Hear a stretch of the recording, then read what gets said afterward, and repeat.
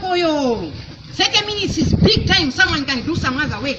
Ndikubwera kunoko pa 8 kunoko. Osati muntu abwere kunoko half 7 asadi kile 30 minutes. Apapa mulemba 8 kunoko apa. Apapa mulemba ko 8 kunoko. Not half 7. This was the wrong time. My friend, take care of yourself. You know what time I come here? Apapa mulemba ko half 7. Uyo officer wako. Uyo aliwa brother educating you. One.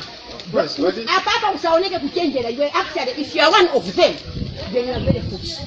Uyo. So why did you send that wrong information to public? Why did you write there? Why did you write there? Half 7.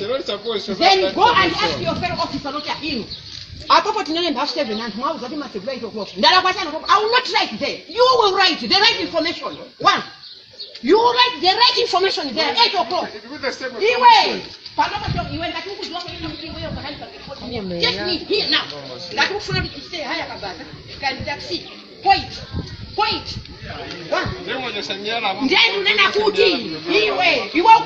very foolish. You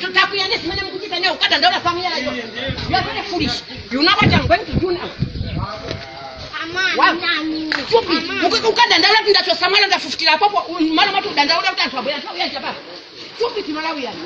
a very dumb 66.